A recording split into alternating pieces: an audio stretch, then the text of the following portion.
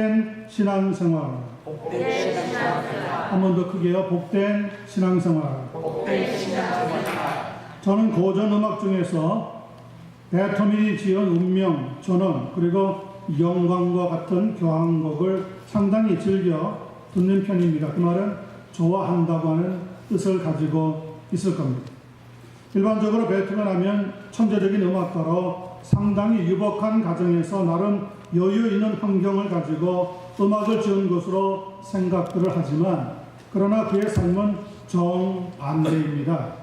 알코올 중독자였던 아버지 밑에서 구박을 받으면서, 더구나 어머니가 폐결핵으로 일찍 세상을 떠나는 어려운 가운데서 11살 때부터 돈을 벌러 나가야 했고요. 자기보다 나이 어린 동생들을 뒷바라지하기 위해서 어려운 가운데 계속 가난하게 살아갈 수밖에 없었다고 합니다. 그러나 당대에 가장 뛰어났다고 하는 음악가 하이든에게 인정을 받으면서 그는 점점 음악을 감당할 수 있는 그런 길로 들어서게 됩니다. 한참 음악가로 꿈을 키워가던 중에 어릴 때 가난에 아마 후유증이었던 것 같은데 듣는 소리의 감각을 점차 잃어가다가 나중에는 아예 귀가 멀어서 듣지를 못하게 되어집니다. 그런 그가 어떻게 그 상황을 이기고 위대한 음악가로 나설 수 있게 되었는지 두 가지 이유가 있습니다. 첫 번째는 베토벤은 그 어려운 가운데 하나님을 믿었다는 겁니다. 그래서 운명을 운명으로 받아들이지 않고 부활과 같은 영광의 자리로 나가게 되어지게 된 겁니다. 또 하나는 그가 노력을 기울였다고 하는 그런 성실함이 있었다는 것을 볼 수가 있습니다. 지금도 독일의 본이라고 하는 도시에 가면 베토벤이 살고 있던 집이 복원되어 있는데, 그가 연습하면서 사용했던 낡은 피아노 한 대가 거기에 설치되어 있다고 합니다. 그 피아노의 건반을 보면 얼마나 열심히 두드렸는지 그 건반 대부분이 움푹 패여 있는 것을 볼 수가 있다고 합니다. 행복이 따로 있는 것이 아닙니다. 자신이 무엇을 해야 하는지 그 해야 하는 일을 알고 살아가는 것이 바로 행복의 삶이 되어진다는 겁니다. 현대인들도 그런 행복을 배웠으면 좋겠고요. 우리 모든 사랑하는 성도님들도 오늘 말씀을 통하여서 복된 신앙생활 속에 들어갈 수 있는 한 분 한 분 되어지기를 예수님의 이름으로 간절히 축원합니다.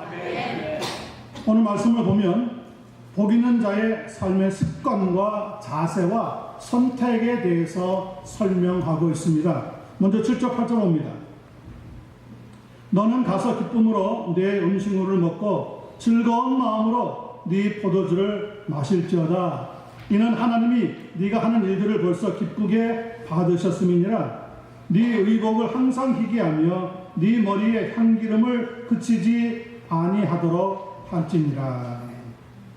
여기에 7절에 즐거운 마음으로라고 하는 것은 바로 삶의 습관을 가리키고 있습니다. 우리 성도라고 한다면 즐거운 마음으로 살아가는 습관을 꼭 가져야 할 줄로 믿습니다. 좋은 습관이 만들어지면 삶 자체가 행복해지기를 시작합니다. 8절에 보니까 네 의복을 항상 희귀하고 네 머리에 향기름을 그치지 아니하도록 하라. 이렇게 하는 것도 삶의 습관이 되었다는 것을 우리에게 보여주고 있는 대목입니다. 이왕이면 옷을 입어도 깨끗하게 손질하여서 입고 머리도 잘 빗질하여서 헝클어지지 않도록 하는 것, 이것은 하루 이틀에 되어지는 것이 아닙니다. 좋은 습관을 가질 때 이루어지게 되어집니다. 중요한 것은 그런데 나쁜 것도 길들이면 습관이 되어지고 만다는 거예요. 음식을 먹을 때 짭짭하고 입을 소리를 내어가지고 먹는 분들도 있습니다. 물론 본인은 맛있게 먹는지 모르지만 옆에서 먹고 있는 것을 보는 사람들은 그 소리가 아주 귀에 거슬려서 같이 음식을 먹기가 어려워질 수 있습니다. 어떤 분은 음식을 먹다가 중간에 하고 토해내는 사람이 있어요. 간에나 기침을 막 뱉는 사람이 있어요. 막 코를 휘비는 사람도 있어요. 그런 분들이랑 여러분 어떻게 식사를 같이 할 수 있겠습니까? 본인은 편하다고 하는 행동인지 모르겠지만 옆에 있는 사람이 볼 때는 정말 야, 이 사람하고는 다시는 음식을 먹지 말아야 되겠다. 음식 맛이 떡 떨어진다. 이럴 수밖에 없는 겁니다. 여러분, 우리의 삶은요, 습관에 의해서 만들어지게 되어 있습니다. 그래서 좋은 습관을 갖도록 노력을 하셔야 됩니다. 성도라고 하면은 교회 올 때 혹은 주일만 좋은 습관을 갖는 것이 아니라 매일 그리고 항상 하나님 앞에 서 있다고 하는 그런 귀한 습관을 가지고 사셔야 경건함을 잃어버리지 않게 되어집니다. 미국을 방문했던 한 요리 작가가 뉴욕 거리에서 우연히도 꽃을 파는 할머니 한 분을 발견하게 됩니다. 이 할머니는 남루한 옷차림에 금방이라도 쓰러질 듯이 나약한 모습이었지만 그 얼굴을 보니까 무엇이 즐거운지 기쁘다고 하는 표정이 가득 차 있었다고 합니다. 요리 작가는 꽃을 고르면서 하나님의 그 할머니의 얼굴을 유심히 바라보다가 이렇게 물어보았습니다. 할머니, 뭐가 그렇게 즐거우세요? 그랬더니 할머니가 얼굴에 미소를 잔뜩 띠고는 이렇게 대답을 하는 겁니다. 왜 즐겁지 않을까요? 세상이 이렇게 아름다운데요. 요리 작가는 마음속에 지금 안 그래도 근심이 있었기 때문에 너무 궁금해서 다시 이렇게 물어봅니다. 할머니는 고통에 대해서 편히 생각하시는 재주가 있는 것 같아요. 그러자 할머니는 그 요리 작가의 손을 덥석 잡으면서 이렇게 대답해 주었다고 합니다. 예수 그리스도께서 십자가에 못 박혀 돌아가실 때 인류는 가장 슬픈 하루를 만나게 되었죠. 그런데 사흘 후에 부활하지 않았나요? 그래서 저는 불행하다고 생각되는 일이 있을 때마다 사흘을 기다리는 습관이 생겼습니다. 그런데 이상하게도 사흘 후가 지나고 나면 모든 것이 정상으로 돌아오는 경험을 하게 되어졌습니다. 이 할머니의 답변은 요리 작가를 깜짝 놀라게 만들었다고 합니다. 그래서 나중에 글을 쓰는데 슬픈 일이 있을 때 사흘을 기다리라. 이런 글을 쓰게 되었다는 거예요. 성도 여러분, 우리가 예수를 믿는 성도들인데 하나님의 사람들인데 어떤 일이 있든지 3일만 기다릴 수 있는 하나님의 사람들 되시기를 바랍니다. 그러면 그 어떤 어려움도 우리 앞에 하나님이 넉넉하게 이길 수 있는 도움과 축복을 더하여 주시게 될 줄로 믿습니다. 귀한 믿음의 습관 가지고 살아가는 한 분 한 분 되어지기를 우리 주님 예수님의 이름으로 간절히 축원합니다. 두 번째 9절 10절을 보겠습니다. 여기서는 믿는 자의 삶의 자세를 보여주고 있습니다. 네 헛된 평생의 모든 날, 곧 하나님이 해 아래에서 네게 주신 모든 날에 네가 사랑하는 아내와 함께 어떻게 살라고요? 즐겁게 살지어다. 이것은 자세입니다. 즐겁지 않게 사는 사람들도 있습니다. 그러나 바른 자세, 신앙의 자세를 가지고 즐겁게 살기 시작하면 즐거운 삶의 역사가 일어나게 되는 겁니다. 그것이 네가 평생에 해 아래에서 수고하고 얻은 네 몫이니라. 자세는 다른 사람이 잡아주지 않습니다. 내가 잡아야 합니다. 10절입니다. 네 손이 일을 얻는 대로 힘을 다하여 할지어다. 네가 장차 들어갈 수월에는 일도 없고 계획도 없고 지식도 없고 지혜도 없음이니라. 여기서 네가 사랑하는 아내와 함께라고 하는 것은 사람과 사람 사이의 관계를 가리키고 주고 있습니다. 그래서 부부 사이는 무천이라고 말을 하죠. 무천이 천수가 없어요. 그런데 이렇게 가까운 관계가 단지 부부라고 하는 타이틀을 가지고 있기 때문에 의무감으로 억지로 산다면 여러분 그 삶이 어떻게 행복할 수가 있겠습니까? 그것은 오히려 불행이 되고 마는 겁니다. 공부를 할 때 바른 자세를 갖는 것 굉장히 중요합니다. 운동을 할 때 바른 자세를 갖는 것 대단히 중요합니다. 타이거 우즈 같은 골프의 황제라고 불리는 사람은 지금은 나이 들어서 체력적으로 감당을 못하고 있어서 그렇지 그가 한참 전성기 때는 그렇게 뛰어난 실력을 가지고 있는데도 매일매일 자기의 이 골프를 스윙하는 자세를 고치기 위해서 노력하고 또 노력을 했다는 거예요.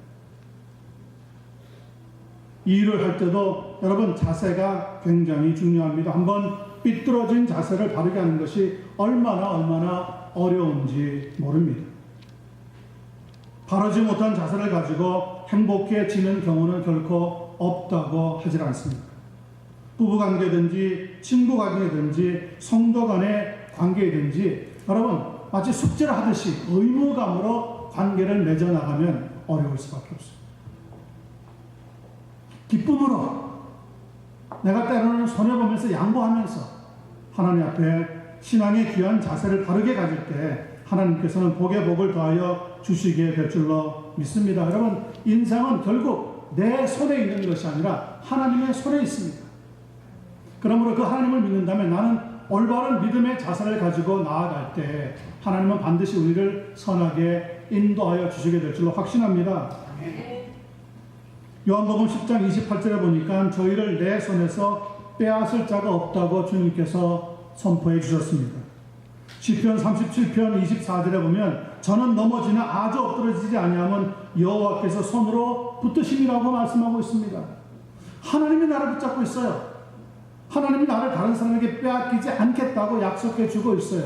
하나님의 그 전능하신 손길을 붙잡은 우리가 삐뚤어진 삶을 산다면 말이 되겠습니까? 바른 자세, 바른 정신, 바른 태도를 가지고 우리는 믿음의 이 삶을 성숙하게 이끌어 나가야 하는 줄로 믿습니다. 오늘 10절에 보니까 이 일을 하기는 하는데 그래서 어떻게 하라고 말씀하고 있습니까? 이 일을 얻는 대로 힘을 다하여 하라고 부탁하고 있습니다. 이것은 끝까지 자기의 자세를 잃지 말고 나가라고 하는 교훈의 말씀입니다. 영어 성경에 보면은 Do it with all your might 이라고 적어 놓았습니다.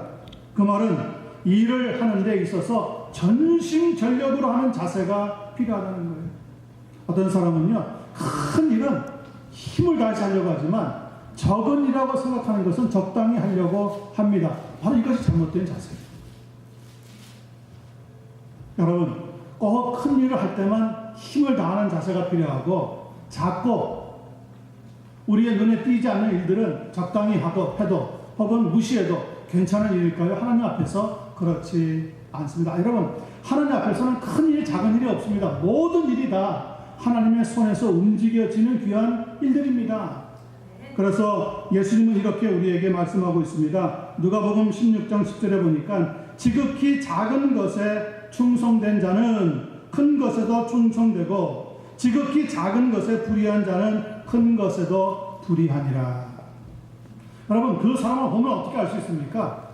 큰 일을 맡겼을 때 열심히 안 하는 사람은 거의 없습니다.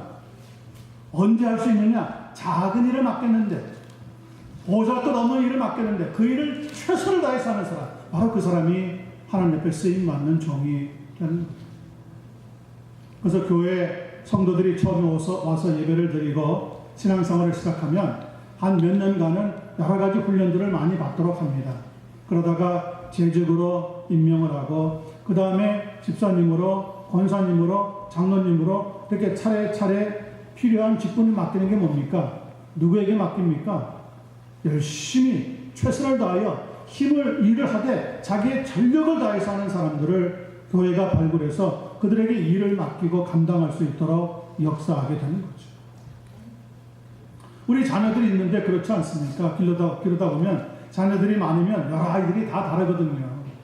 근데 어떤 아이는 정말 어려운 가운데서도 열심히 하려고 하는 아이가 있습니다. 그러면 부모들 입장으로서는 어떤 마음이 듭니까? 도와주고 싶은 마음이 되죠. 아니 못 도와줘서 안타까운 거죠. 그런데 여러 가지 형편이 좋고 다 할 수 있는데도 불구하고 아무것도 하지 않고 빈들빈들 건달같이 백수같이 지내면 어떻습니까? 부모님 속만 바짝바짝 말라 들어가죠.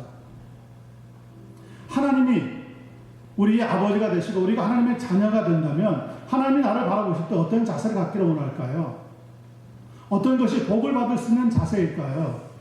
작은 일에 충성하는 사람, 작은 일부터 최선을 다하는 사람, 기도 하나 부탁하는데도 마치 자기 일같이 열심히 기도하는 사람, 어떤 사람은 기도 부탁을 하고도 나중에 제가 물어볼 때가 있습니다. 집사님, 혹은 권사님, 혹은 장로님, 기도 부탁하셔서 기도했는데 어떻게 되었습니까? 근데 그분들 대답은 뭡니까? 무슨 기도요? 잊어먹은 거예요. 아니, 자기 기도 부탁을 해놓고 자기가 잊어먹으면 제가 열심히 기도해봐야 무슨 일이 발생하겠습니까? 물론 하나님이 기도도 들으셔서 간접적으로 역사하시기도 하겠지만은 일의 전체를 살펴볼 때 아니 본인의 기도 본인이 하지 않고 다른 사람에게 부탁해가지고 하는 그것은 결코 바람직하지 못한 자세가 될 수밖에 없는 거죠. 골로새서 1장 29절에 보면 사도 바울은 이렇게 골로새 교회 성도들에게 말씀을 전해주고 있습니다. 이를 위하여 나도 내 속에서 능력으로 역사하시는 이의 역사를 따라 힘을 다하여 수고하노라. 아니, 바울 사도같이 지혜도 있고 힘도 있고 모든 것을 감당할 수 있는 능력도 있는데도 불구하고 무슨 일을 하든지 힘을 다하여 자신의 삶을, 자신의 일을 감당을 했다고 합니다. 그럴 때 누가 도우시죠? 하나님의 영이신 성령께서 도와주시게 되는 거죠. 우리도 힘을 다해서 수고하되 한 가지 중요한 것은 자기의 분수를 지킬 줄 알아야 한다는 거예요. 자기의 분수를 지킬 줄 모르면 괜히 욕심만 부리다가 인생에 있어서 실패와 쓴맛을 볼 수밖에 없습니다. 성경에 나오는 사울과 다윗 두 사람을 생각해 보십시오. 다윗처럼 사울도 처음에는 아주 자기의 분수를 지키면서 삶을 살아갔습니다. 그런데 어느 순간 갑자기 자기의 분수를 그냥 넘어가고 말았습니다. 제사장만이 드릴 수 있는 제사를 자기가 드리겠다고 억지를 부렸습니다. 하나님의 말씀도 지키지 않고 하나님을 무시하기를 시작합니다. 그러면서 점점 국민들의, 백성들의 지지를 잃어갔습니다. 왕의 자리도 흔들리기를 시작했습니다. 마지막에는 어떻게 되었습니까? 전쟁터에 나갔다가 전쟁터에서 적이 쏜 화살에 맞아서 전쟁터 한복판에서 비참하게 죽고 말았습니다. 여러분, 아무리 우리가 하나님의 사람으로 살아가지만 하나님 앞에 적극적이고 신실한 자세로 삶을 살아가지 않으면 우리는 신앙에서 실패할 수밖에 없습니다. 이걸 우리가 분명히 기억을 하셔야 합니다. 오늘 본문에 보니까 수올이라고 하는 말이 나옵니다. 이것은 무덤이라고 하는 뜻인데요. 고대 이스라엘 사람들에 의할 것 같으면 죽은 뒤에 가는 곳이라고 알려져 있습니다. 그래서 때로는 음부라고 부르기도 합니다. 이 음부에 들어가면 거기서는 노력할 것도 없고 최선을 다할 것도 없고 행복이라고 하는 것은 눈짓고 찾아봐도 없는 곳이라고 합니다. 그러니 여러분, 나중에 행복을 추구하려고 하는 사람이 되지 마시고 여러분의 코에 호흡이 있을 때 어떤 환경이든지 항상 신실한 자세, 주님이 기뻐하는 자세로 살아가는 믿음의 삶을 견지하고 있으면 하나님은 절대로 우리를 모른 척하지 않는 줄로 믿습니다.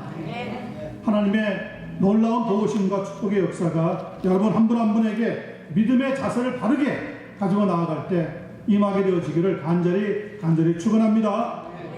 마지막 11절 12절입니다. 이것은 우리의 신앙의 삶에 있어서 선택이 얼마나 중요한지를 가르쳐주고 있는 대목입니다. 내가 다시 해 아래에서 보니 빠른 경주자들이라고 선착하는 것이 아니며 용사들이라고 전쟁에 승리하는 것이 아니며 지혜자들이라고 음식물을 얻는 것도 아니며 명철자들이라고 재물을 얻는 것도 아니며 지식인들이라고 은총을 입는 것이 아니니 이는 시기와 기회는 그들 모두에게 임함이니라. 분명히 사람은 자기의 시기도 알지 못하나니 물고기들이 재난의 그물에 걸리고 새들이 올무에 걸림같이 인생들도 재앙의 날이 그들에게 호련히 임하면 거기에 걸리느니라. 무슨 말입니까? 한마디로 우리의 인생이라고 하는 것은 우리 마음대로 되지 않는다는 거예요. 그러므로 우리가 최선을 다하고 신실한 자세를 견지하고 나아가되 누구의 도움을 간구하는 선택을 하라는 겁니까? 하나님의 도움을 간구하는 선택의 삶을 매일매일 살아가는 거예요. 11절에 보시면 자신의 삶을 선택한 5종류의 사람이 소개되고 있습니다. 운동선수들, 빠른 경주자죠. 오늘 같으면 프로 운동선수들입니다. 육상의 짐 하인즈, 칼 루이스, 우사인 볼트 같은 사람, 야구의 베이브 루스 같은 사람, 농구의 마이클 조던 같은 사람, NFL의 톰 브레이디 같은 사람, 수영의 마이클 펠프스 같은 사람, 피겨 스케이팅의 김연아 같은 사람 등등 다 그 삶을 자기가 선택을 했어요. 그리고 그 선택의 삶을 살아갔어요. 전쟁 영웅들, 용사들이 나옵니다. 역사에 나타나는 많은 영웅들, 알렉산더 대왕이라든지 징기스칸, 나폴레옹, 그리고 최근래의 메가더 장군까지, 이런 분들은 다 자신의 그 삶을 전쟁을 통해서 이끌어 가기로 선택을 한 사람들이었어요. 세 번째 나오는 지혜자들, 어중으로 이야기하자면 철학자들을 이야기하는 거죠. 너 자신을 알라고 하는 말을 남겼던 소크라테스, 그의 제자였던 플라톤, 아리스토텔레스 등등 세상의 수많은 철학자들이 바로 그 삶을 자기가 선택해서 살아갔다는 말이에요. 명철자들, 이런 사람들은 다 어떤 깨달음을 얻었던, 지난 시간에 말씀드린 것처럼 종교의 창시자들을 말해요. 불교의 시타르, 도교의 노자, 유교의 공자 등등 어떤 나름 깨달음을 갖고 종교를 창시하는 삶을 자기가 선택해 갔단 말이에요. 마지막에 나오는 지식인들, 지금으로 말하자면 과학자들을 말하는 거죠. 발명왕으로 알려졌던 토마스 에디슨, 다이너마이트를 만든 알프레드 나벨, 상대성 원리를 발견한 알버트 아인슈타인, 명저 미래의 충격으로 세상에 지성인들에게 충격을 줬던 엘빈 타플러, 애플 창업자였던 스티브 잡스 등등 모두가 다 그런 과학의 길 자신들이 걸어갔단 말이죠. 선택하고. 이들의 공통점이 그런데 뭡니까? 한마디로 한 시대에 반짝하는 인기와 영예는 얻었는지 모르지만 결국 역사의 무대에서 사라지고 말았다는 거예요. 영원하지 못하더라는 거예요. 영원하신 분은 이 세상에 딱 한 분 존재하시는데 그분이 하나님이신 거죠. 그리고 하나님의 뜻을 행하는 자는 영원히 거한다고 성경이 약속하고 있다는 거예요. 여러분, 물론 역사적으로 나타난 이 5가지 자기의 삶을 살아가고 선택했던 사람들이 나름 그 분야에서 지금도 유명한 사람으로 존재하고 있지만 그분들의 실체는 더 이상 존재하지 않습니다. 다 사라지고 말았습니다. 그리고 다음에 오는 세대에 의해서 그들이 가지고 있었던, 그들이 발견했던 원리나 모든 섭리들이 잘못되었다고 하는 것을 수정받을 수밖에 없었습니다. 하나님만이 영원히 존재한다는 것을 믿으면서 우리는 하나님께 도움을 간구할 수 있는 성도의 삶을 살아가야 할 줄로 믿습니다. 그리고 여기 보니까 하나님께서 누구에게나 시기와 기회를 주신다고 하는 말씀이 나옵니다. 그 시기와 기회를 어떻게 붙잡을 수가 있겠습니까? 2가지입니다. 하나님의 은혜와 하나님의 인도하심이 필요합니다. 어제 4월 1일이었죠. 한국에서는 어제가 아니라 그제가 될 텐데 298억 원 뇌물수수 등등 약 13가지의 범죄 혐의로 구속된 박근혜 전 대통령이 수인 번호 503번을 달고 서울구치소에 들어가고 막을 내렸습니다. 그리고 화장실과 세면장을 빼고 나면 실내 면적이 약 2.3평 정도 되는 아주 조그마한 독방에 감금이 되었습니다. 이제는 재판을 받아야 하는 신세가 된 거예요. 그렇게 될 것을 예상하지 못했는지 특유의 얼린 머리도 헝클어져 버렸고요. 자주 웃던 옅은 미소도 보이지 않고요. 그 독방에 들어가기 전에 나중에 알려진 소식을 보니까 그 문 앞에 서서 펑펑 눈물을 흘렸다고 합니다. 얼마나 그 자리에 서서 서러웠을까요? 저는 그 이야기를 들으면서 한편 마음이 좀 찡하기도 하더라고요. 죄는 미워하되 사람은 미워하지 말라고 했는데 성경은 내 형제가 77번이라도 죄를 짓고 다시 돌아와서 용서해달라고 회개하면 용서해 주라고 말씀하고 있는데, 여러분, 그 박근혜 전 대통령이 무엇을 놓쳐버린 겁니까? 시기와 기회를 놓쳐버렸습니다. 시기와 기회는 하나님께서 누구에게나 다 주십니다. 그런데 왜 시기와 기회를 놓쳐버릴까요? 거기에 대해서 어제 새벽기도에도 말씀을 나눴지만 사람에게는 어떤 심리가 있느냐. 칵테일 파리 에펙트, 칵테일 파리 효과라고 하는 선택적 지각이라고 하는 것을 다 가지고 있답니다. 선택적 지각이라고 하는 게 뭐냐? 많은 사람이 아무리 떠들고 모여서 칵테일 파티를 즐겨도 자기가 그 안에서 듣고 싶은 말만 듣는다는 거예요. 그렇지 않아요? 여러분들 누가 아무리 앞에서 누가 얘기해줘도 내가 듣고 싶은 말만 듣는 것이 우리의 심리적인 현상입니다. 박근혜 전 대통령의 문제가 무엇이었습니까? 몇 가지 지적되고 있는데요. 첫 번째는 고집. 누가 박씨 아니라 그럴까봐 정말 얼마나 고집이 센지요. 황소 고집이랍니다. 아마 5천만 한국 국민들이 다 달라들어도 그 고집을 꺾을 사람이 없다는 후문입니다. 또 하나는 자기 주변에 꼭 자기에게 필요한 사람이 아니라 자기에게 좋은 말만 하는 사람만 두었다는 거예요.